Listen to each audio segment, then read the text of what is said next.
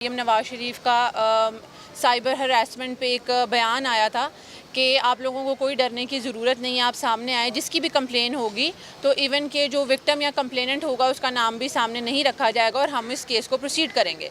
तो इसी कॉन्फिडेंस में, और चूँकि हम किसी किस्म का तमाशा नहीं चाहते थे या हमें मीडिया ट्रायल नहीं चाहिए था, पब्लिकली ये बातें नहीं करनी थी, मोमना का एक जायज़ क्लेम था, हमने इसीलिए NCCIA में कंप्लेन दी ताकि वो अपने लिए स्टैंड ले, क्योंकि ये सारी चीज़ें बहुत ज़्यादा हो रही थी और हमने इसी वजह से नाम तक भी नहीं लिया, NCCIA में कंप्लेन किया। और जब इन लोगों ने जाके अपनी अटेंडेंस दी है, उनसे मीटिंग की है और बाहर आके सिर्फ कुछ टिकटॉक की वीडियोस के लिए और थोड़ी देर के लिए जो मीडिया अटेंशन चाहिए थी या स्क्रीन टाइम चाहिए था, उसके लिए इन लोगों ने अपनी चौक में ही अदालत लगा ली। मैं जो साकिब खान चद्दड़ के वकील हैं मियाँ इशफाक साहब, उनसे ये सवाल पूछना चाहती हूँ कि अपनी लीगल कैपेसिटी में भी वो इतने पर्सनल कैसे हो गए कि उन्होंने मेरी बहन के बारे में इस किस्म की गलीज़ बातें चौक में खड़े होकर की हैं। मैंने ये बोला था कि मैं मोमना इकबाल की बहन होने के नाते और एक वकील होने के नाते उनको लीगली रिप्रेजेंट करूँगी, तो मैं अपनी लीगल कैपेसिटी में अपनी बहन को रिप्रेजेंट कर रही थी।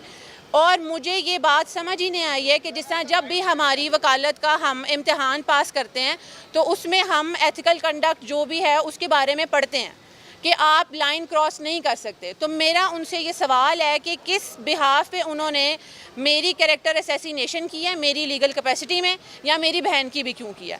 जब मामला ऑलरेडी अथॉरिटीज़ के अंडर था तो मेरा ख्याल है फैसले का या इनिशियल इन्वेस्टिगेशन का इंतज़ार किया जाना चाहिए था कि वहाँ से क्या बात आती है तो मीडिया में या लोगों के सामने बात रखी जाती। इतने बेसलेस किस्म के एक्यूजेशंस जो लगाए गए हैं, हमने अभी तक इवन मेरा नहीं ख्याल किसी को कम्प्लीटली भी ये पता है कि एक्यूजेशंस या क्लेम है क्या, क्योंकि हम कोई भी बात इस तरह से नहीं करना चाहते थे जो हम साबित ना कर सकें।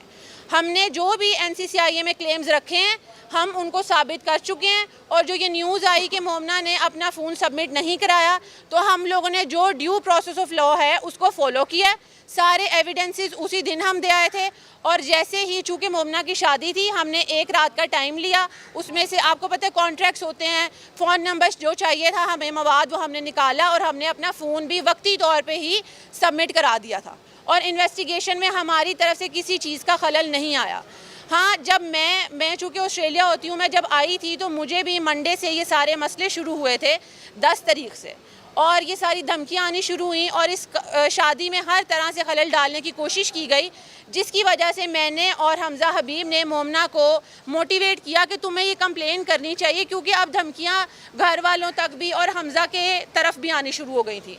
और हमने जब कंप्लेन की, इन लोगों ने मियाँ इशफाक साहब ने ये टर्म यूज़ की कि ये एक परफेक्ट केस जो है वो काउंटर ब्लास्टर का है। पहली बात है, काउंटर ब्लास्टर कोई टर्म नहीं है, काउंटर ब्लास्ट है जो कि हम पे किया गया है, क्योंकि इनकी तरफ से आने वाली धमकियों पे हमज़ा हबीब ने 13 मई को हुई दरख्शां थाने कराची में एक एप्लीकेशन दायर कर दी थी साकिब खान चद्दड़ के अगेंस्ट। तो आप ये बताएं कि ये बंदा 16 मई और 17 मई की दोपहर तक अगर हमज़ा हबीब का नंबर ढूंढता रहा है, जिसके सबूत हम NCCIA को मुहैया कर चुके हैं, तो इसने ये किस तरह क्लेम किया अपनी FIR में कि 13 को इस नंबर से साकिब खान चद्दड़ को कॉल गई है। ये FIR किस बेस पे हुई है?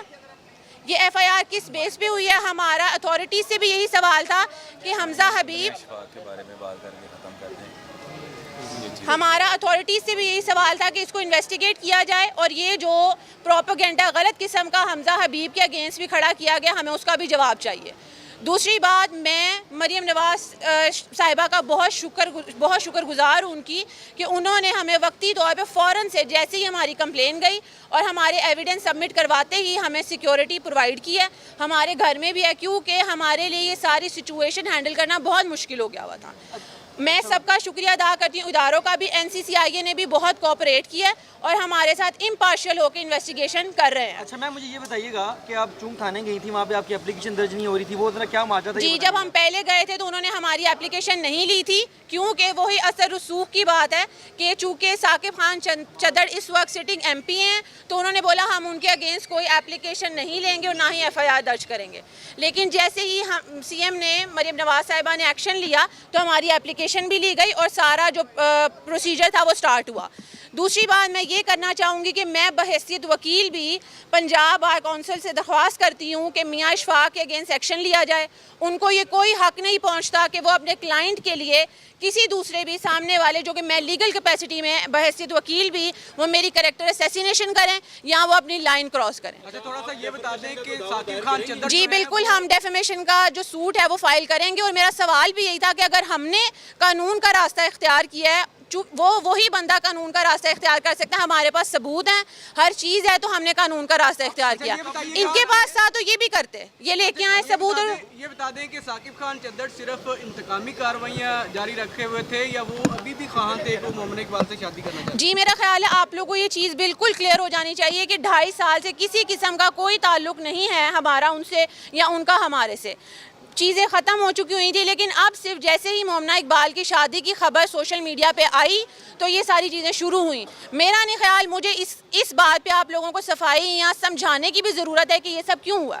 और अगर आप कह लें कि जी ये कुछ और मामला था, ये अपना रिकवरी सूट फाइल करते हैं जो कि तमाम तर जो भी एक्यूजिशन लगाए गए हैं झूठे हैं, ये झूठे हैं, ये कोई भी चीज़ साबित नहीं कर सकते। मैं कह रही हूँ अगर ये है भी कि इन्होंने हमें किसी किस्म की भी असिस्टेंस दी है तो ये जाके अपना रिकवरी सूट फाइल करें। हम देनदार हैं हर उस चीज़ के जो हमने अगर ली होगी। घड़ियों का भी मामला है, उन्होंने कहा लाखों रुपए मालियत की घड़ियाँ जो है वो। आपसे मैं यही कहूँगी आप उन्हें कहीं साबित कर दें हम देनदार हैं हर चीज़ के जो हमने लिया। इससे ज़्यादा मेरा नहीं ख्याल मैं कोई बात नहीं कर सकती। सर मैं सबसे पहले तो ये क्लियर कर दूं कि मैं मोमिना का होने वाला हस्बैंड नहीं हूं। मैं मोमिना का हस्बैंड हो चुका हूं और हमारा अल्हम्दुलिल्लाह 2 दिन पहले जो है वो निकाह हो चुका है। और दूसरी बात मैं ये क्लियर करता चलूं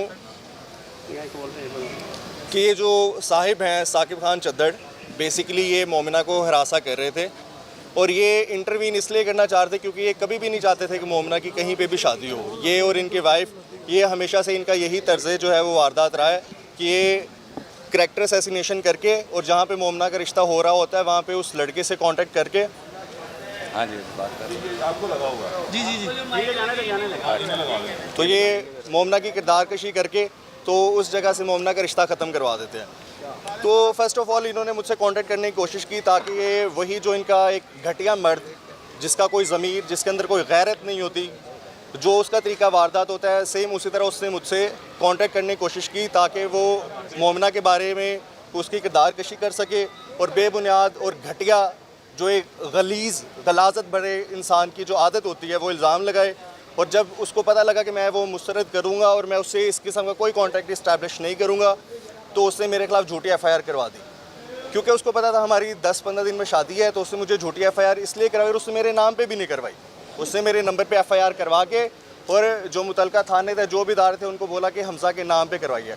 अगर आपने मेरे नाम पे करवाई तो आपको FIR में मेरा नाम मेंशन करना चाहिए था, आपने मेरा नंबर क्यों मेंशन किया? ठीक है, इट्स अ वेरी अनएथिकल चीज़। और जो मुतलका थाना था उनके DSP से जब मेरी बात हुई तो मैंने उनसे पूछा कि आपने किस एविडेंस के बेस पे जो है मेरे खिलाफ FIR काटी है, तो उनके पास उसका कोई एविडेंस नहीं था। और टिल दिस डेट वो अभी तक प्रूव नहीं कर पाए कि उन्होंने मेरे खिलाफ जो FIR काटी है वो किस एविडेंस के बेस पे थी। तो ये सरासर सीधी सीधी बात है कि उन्होंने सिर्फ हमारी शादी को रोकने के लिए उन्होंने ये मेरे खिलाफ झूठी FIR दी। दूसरी बात, मैं मोमिना के हवाले से बात करूँगा। मोमिना मेरी बीवी है और वो एक बब्बर शेरनी है, ठीक है। तो कोई भी इस तरह का घटिया इंसान उसकी किरदार पर बात नहीं कर सकता और वो मेरी रेड लाइन है, वो मेरी गैरत है। मोमिना इकबाल मेरी इज़्ज़त है और मैं उसको एक इज़्ज़त के रिश्ते में ले चुका हूँ। तो अब मेरी रेड लाइन को अगर क्रॉस किया गया तो आपकी जो रेड लाइन के हमें दिए हुए सबूत हैं आपके ही खिलाफ, तो हम फिर उनसे गुरेज़ नहीं करेंगे, फिर हम आपको हर तरीके से इस मीडिया के सामने ही आपको जलील करेंगे। और मुझसे इन करंट डेज़ में मुझसे मुतअद्दिद लोगों ने, इनके ही सर्कल के लोगों ने मुझसे रब्ता करने की कोशिश की है कि हम आपको फ़ायदे देते हैं, माली फ़ायदे देते हैं, आप हमसे पैसे ले लें और आप अपनी FIR जो है, जो आपने NCCI में अपनी कंप्लेन दी, उसको वापस ले लें। तो हम इस चक्कर में नहीं पड़ते। सर नाम भी बता दें उनका। सर वो नामालूम लोग हैं, हमें उनके नाम का नहीं पता, वो इनके सर्कल के ही लोग हैं, ठीक है। तो सेकेंडली मैं ये बात इनको बहुत तरीके से क्लियर करना चाहता हूँ, आप गरीब और मुस्तहिक लोगों के मजबूरियों का फ़ायदा उठा के आप अपने पैसे का इस्तेमाल करके और हराम का पैसा जो आपके पास बहुत है, आप उससे उनके गुर्दे ख़रीद सकते हैं, आप किसी गैरतमंद से उसकी गैरत नहीं ख़रीद सकते। और मैंने खुद मोमिना को इनकरेज किया था इन सब चीज़ों के लिए कि मोमिना स्टैंड ले और अपने हक़ के लिए लड़ाई करे। ये वक्त के फ़िरौन है ये खुदाई ज़मीनी खुदा जो बने हुए हैं, हमने इनके खिलाफ जो है वो स्टैंड लेना है। और मैं इसके लिए मोमना के साथ खड़ा रहूँगा। और ये मुझे जान से भी मार देंगे तो मैं अपनी बीवी के साथ खड़ा हूँ। और मेरी बीवी एक बब्बर शेरनी है, वो इन जैसे बुज़दिल लोगों से ना डरेगी ना पीछे हटेगी। हम इनको इनके अंजाम तक लेके जाएंगे। बहुत शुक्रिया।